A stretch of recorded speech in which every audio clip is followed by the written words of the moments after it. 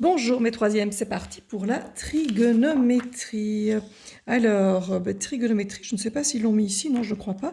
Donc trigono, ça veut dire triangle et métrie, ça veut dire mesure. Donc ce chapitre est un chapitre qui parle principalement des mesures des triangles. Limite, en fait, Pythagore ferait partie de la trigonométrie. Exercice, page, activité, page 202.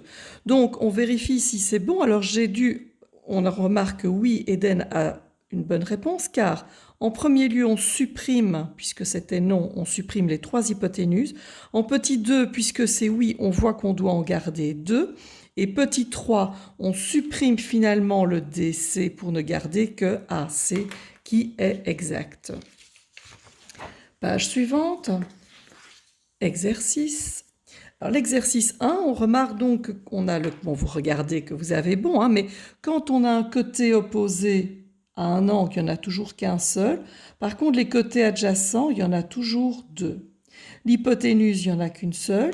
Le côté opposé, il n'y en a qu'un seul.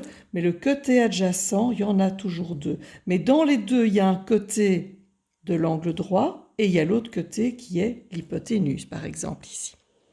EF est le côté opposé à l'angle D. Si je me mets sur l'angle D, je regarde en face, du côté de la courbure toute droite, c'est EF. DF est l'hypoténuse, EF est le côté adjacent à l'angle F. On aurait pu répondre aussi l'angle E, mais quand on parle de l'angle, en fait, on parle principalement d'un angle qui n'est pas droit. Mais ce n'était pas super évident dans la consigne. ED est le côté adjacent à l'angle D, forcément, puisque ED, il touche D, d'ailleurs il touche E aussi. Et ED est le côté opposé à l'angle F, puisque c'est ED, il touche E et il touche D, il ne touche pas le sommet et l'angle F. Exercice 3, un petit peu comique, mais j'ai dû un petit peu... j'ai quand même dû gommer une fois. L'hypoténuse, là, il y a un H qui est pas le bienvenu. Voilà, et donc vous aviez les différentes choses. Faites un arrêt sur image pour vous corriger et nous attaquons page 204. Page 204. Page 204, nous avons donc deux triangles qui nous proposent. En hypothèse, on va devoir faire une démonstration pour montrer que ces deux triangles sont semblables. Pas isométriques, mais semblables. Alors, j'ai un triangle ABC et un triangle DF. J'ai l'angle B, qui était là égal à l'angle D, qui est égal à 90 degrés, puisqu'on a deux angles droits, puisque ce sont des triangles rectangles et c'est mis sur le dessin. Et deuxièmement, l'angle A est égal à l'angle E, c'est codé sur le dessin également. Quelle est la thèse? C'est de montrer que le triangle ABC et le triangle EDF ont une similitude, sont semblables. Démonstration, B est égal à D, car ce sont deux triangles rectangles. L'angle A est égal à l'angle E par hypothèse, ou puisque c'est dit dans la consigne. Donc nous arrivons à ABC par le cas AA, je passe un peu les étapes, qui sont semblables. Puisqu'ils sont semblables, qu'est-ce qu'on peut dire des longueurs? Parce que pour l'instant, on ne vient parler que des angles. Eh bien, on se rappelle que les longueurs des côtés sont proportionnelles. Donc, je peux faire AB sur ED, qui est égal à BC sur DF, qui est égal à AC sur EF, ou dans l'autre sens, bien entendu. Deuxième activité. Est-ce que ces deux triangles sont semblables? Oui, on est bien dans le cas AA. Angle droit et 60 degrés, oui. On peut donc écrire la même chose au niveau des côtés proportionnels. Je reviens à une petite chose ici. Quand on a, comme ici, une proportion, je rappelle que quand j'ai une proportion, si par exemple je décide de prendre ma proportion et de diviser par A, donc je vais mettre A en dessous et A en dessous. Du coup, ça se simplifie au niveau gauche. Et si je décide de faire fois D, donc fois D en haut, ça se simplifie à droite. Qu'est-ce qu'il me reste? Il me reste D sur B qui est égal à C sur A. Ce qui veut dire qu'en fait, c'est comme si le D et le A avaient échangé de place. Donc quand on a une proportion, on peut échanger soit les moyens, et on aurait pu faire la même chose en échangeant le B et le C. Donc si j'échange le B et le C, j'ai le C qui passe en dessous et le B qui passe au-dessus. Donc voilà, quand on a une proportion, on peut en faire deux autres. Ce qui a été fait ici. On a HI et ils ont mis IG en dessous. Donc IG est passé en dessous, ce qui veut dire que moi je passe KL de l'autre côté et le LJ reste là. Ici, j'ai le GH qui est en haut, le LJ qui est en bas. Donc ça, c'est bon, mais on peut échanger ces deux-là. Donc j'ai I,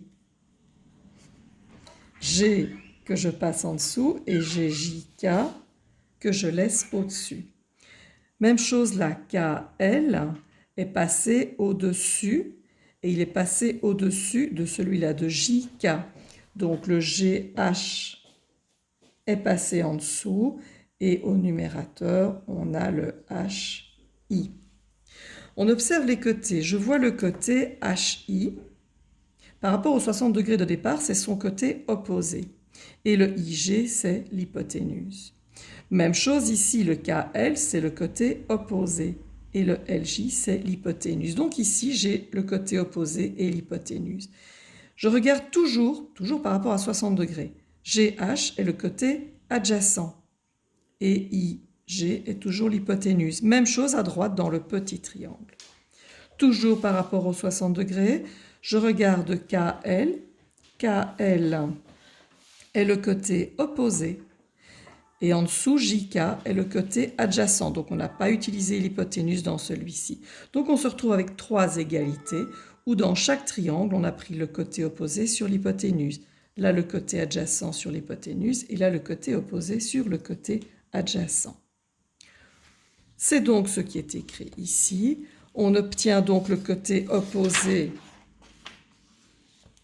AG sur l'hypoténuse. Et de l'autre côté, même chose, on a le côté opposé, ce n'était pas AG, c'était AJ sur l'hypoténuse. Là, on a le côté adjacent sur l'hypoténuse, mais la même chose, on a le côté adjacent sur l'hypoténuse. Là, c'est le côté opposé sur le côté adjacent, et ici, c'était pareil, le côté opposé sur le côté adjacent. Tout cela, c'était pour le triangle GHI et c'était pareil pour le triangle JLK du côté droite. Donc on remarque que le rapport de la longueur du côté opposé à l'angle de 60 degrés sur l'hypoténuse, on obtient chaque fois le même nombre à gauche ou à droite. Ce nombre va être appelé le sinus de 60 degrés puisqu'on s'est référé à 60 degrés. Deuxième égalité, c'est toujours un rapport, c'est le côté adjacent, l'hypoténuse. On obtient le même nombre qui sera le cosinus de 60 degrés. Et le dernier, le rapport, pour le côté opposé sur le côté adjacent, qui donne une constante. Ce nombre est appelé la tangente, toujours de l'angle de 60 degrés, sinon le côté opposé ou le côté adjacent changerait. Voici la notation.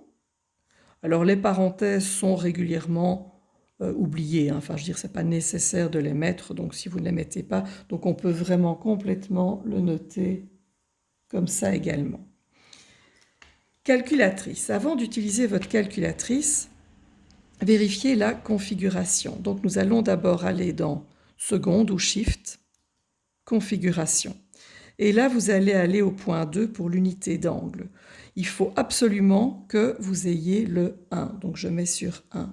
Comment ça se vérifie? On voit qu'on a un D dans le carré noir en haut. On ne peut pas avoir le G ou le R qui sont d'autres unités d'angle. Quand j'ai le D, je peux démarrer. Ça veut dire D degrés, bien sûr. Je peux démarrer. Vous l'avez déjà certainement vu, sinus de 60 et vous complétez. On est arrondi au centième près, donc 0,87. Je recommence, cosinus de 60, réponse, et le tangente de 60, réponse arrondie, puisqu'il y a un petit 2. Vous tracez ensuite un triangle avec les mesures que vous voulez, pas les mêmes que les miennes spécialement. Voilà, moi j'ai du 3 cm, 6 cm, 5,1 cm. Mon 60 degrés, je l'ai mis en haut parce que je n'avais pas la place en bas. Mon angle droit est ici et je vais vérifier. Donc le sinus de 60 degrés, je prends le côté opposé sur l'hypoténuse. Donc je fais 5,1 sur 6. J'obtiens, pas exactement la même chose bien sûr, mais vous voyez, j'obtiens à peu près la même chose. C'est l'imprécision de mon dessin. Cosinus, je prends le côté qui est à côté, donc le 3, sur l'hypoténuse, 6. Ah, mais ça c'est 1 demi, 0,5. Là j'ai la bonne réponse. Et le tangente, c'est donc le côté opposé, donc de nouveau le 5,1 sur l'adjacent, donc sur le 3. Et j'obtiens le 1,7. Donc vous voyez, je ne suis pas très très loin à des dixièmes de millimètre près. Alors, exercice F, on va noter O, la longueur du côté opposé. Ils ont pris cet angle-là, donc le côté opposé est en face, c'est lui, le O. A, c'est le côté adjacent, c'est lui. Et H, l'hypoténuse, c'est lui. Donc O, opposé à adjacent, H, hypoténuse. Et donc nous avons, on se rappelle que le sinus, c'est le côté opposé sur l'hypoténuse. Le cosinus, c'est l'adjacent sur l'hypoténuse et la tangente, c'est l'opposé sur l'adjacent. On utilise un petit terme en reprenant juste les lettres. Donc ici, donc S, O, H et puis C, A, H et puis T, O, A. Voilà, vous pouvez barrer la page le bout de la page 206, le début de la 207 et exercice 1 et 2 qui seront à faire pour le week-end. Bon week-end à tout le monde!